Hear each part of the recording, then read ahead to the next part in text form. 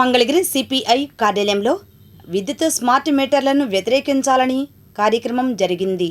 ఈ సదస్సులో వామపక్షాల నాయకులు పాసెం రామారావు, చిన్ని తిరుపతయ్య, అన్నవరపు ప్రభాకర్, వివి జవహర్లాల్, జేవి రాఘవులు, ఎస్ఎస్ చంగయ్య, నందం బ్రహ్మేశ్వరరావు తదితరులు పాల్గొన్నారు.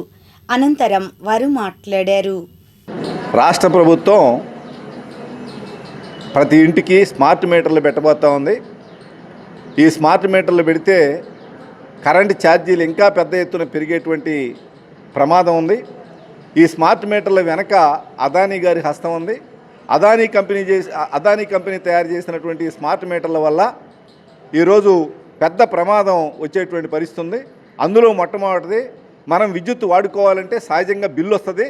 ఆ బిల్లు వచ్చిన తర్వాత మనం విద్యుత్ బిల్లు కడతాం.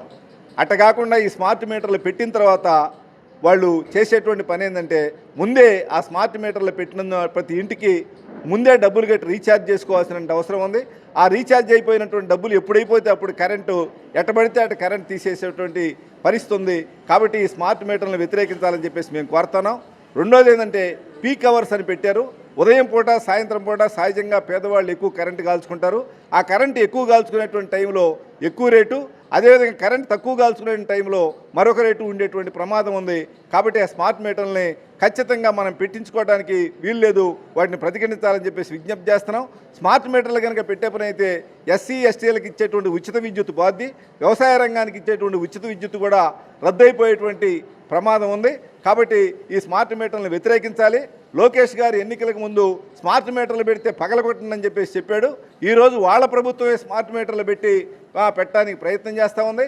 కాబట్టి అప్పుడు ఒక రకంగా ఇప్పుడు ఒక రకంగా మాట్లాడేటువంటి స్మార్ట్ మీటర్లని వ్యతిరేకిస్తూ విద్యుత్ సబ్ఛార్జీలని పెరిగినటువంటి ఒప్పందాన్ని రద్దు చేసుకోవాలని చెప్పి ఈరోజు వామపక్షాల ఆధ్వర్యంలో సిపిఎం, సిపిఐ, అదేవిధంగా ప్రజా సంఘాల ఆధ్వర్యంలో ఈరోజు ఈ యొక్క స్మార్ట్ మీటర్ల వ్యతిరేక వేదికని ఏర్పాటు చేసుకోవడం జరిగింది.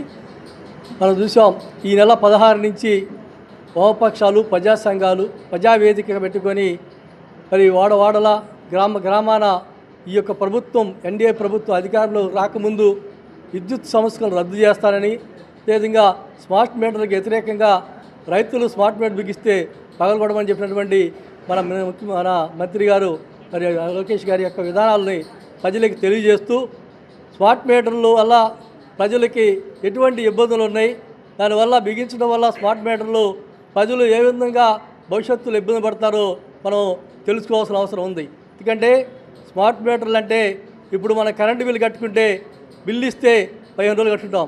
కానీ రేపటి నుంచి కరెంట్ మీటర్ పెట్టినాక మన బిల్లుని ఎవరు రీడింగ్ తీరు, మనం ముందుగానే ఫోన్ రీఛార్జ్ లాగా మరి కరెంటు బిల్లు కూడా మనం ముందు రీఛార్జ్ చేసుకోవాలి. రీఛార్జ్ అయిపోయిందనుకో దానిలో విద్యుత్ వినియోగం మనం వెంటనే భోజనం చేసే టైంలో కూడా అర్ధరాత్రి కూడా కరెంట్ ఆగిపోయే ప్రమాదం ఉంది ప్రజలు. అదేవిధంగా అందుకోసం స్మార్ట్ మీటర్ వల్ల ఈ దేశంలో, అదేవిధంగా మన రాష్ట్రంలో సామాన్యులు, మధ్యతరగతి ప్రజలు, దిగుతున్నటువంటి ప్రజలు, మరి శ్రామిక వర్గం ఎంతోమంది ఉన్నారు. ఈ వర్గాలన్నపైన చాలా ఇబ్బంది పడే వస్తుంది. ఒక వర్గమే కాదు, ప్రతి ఒక్కళ్ళపైన ఈ యొక్క స్మార్ట్ మీటర్లు, విద్యుత్ సమస్యల వల్ల మన రాష్ట్రంలో 1,00,000 కోట్ల భారం ప్రజలపైన పడుతుంది.